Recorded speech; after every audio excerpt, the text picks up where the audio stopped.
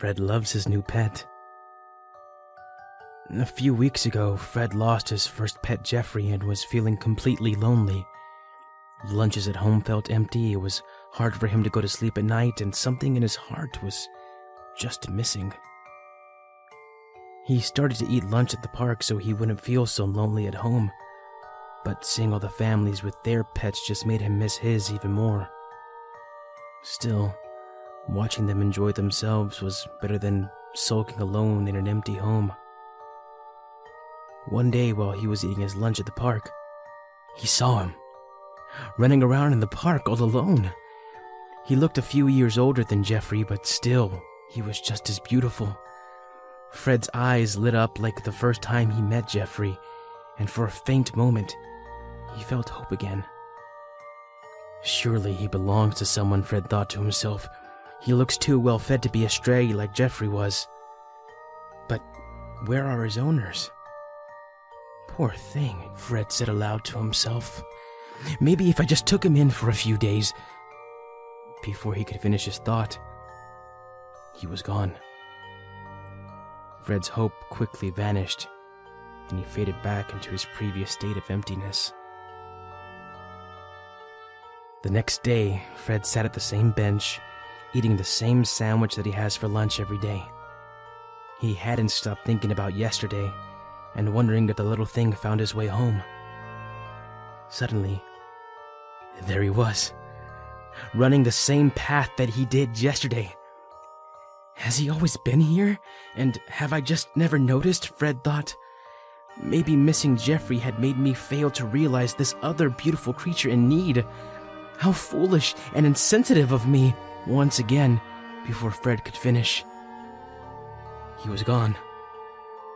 This time, however, Fred was still hopeful.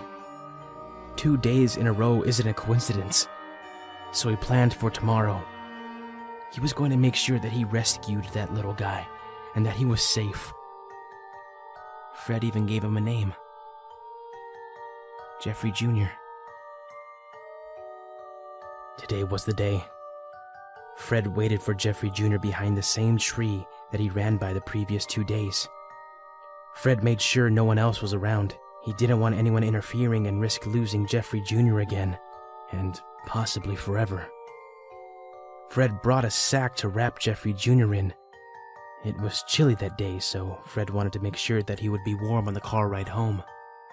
Like clockwork, there he was, running the same path he always does.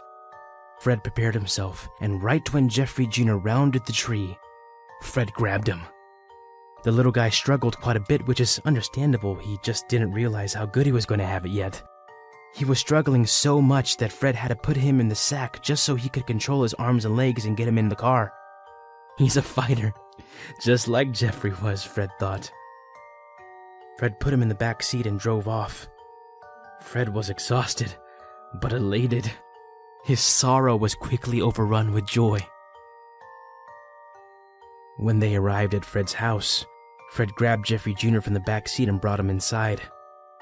Jeffrey Jr. was crying a lot, again, understandable given the situation, but Fred's neighbors are very particular when it comes to loud noises, so Fred had to muzzle him. To make sure Jeffrey Jr. didn't try to escape, Fred put him in his new kennel. It's very spacious, perfect for a big boy like him. And as a bonus, Fred put it right next to his bed.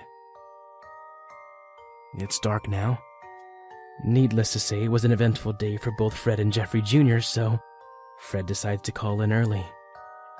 As he slips into bed, he reaches over the edge to pet Jeffrey Jr. one last time. His muffled screams for help lull Fred happily to sleep. Fred loves his new pet.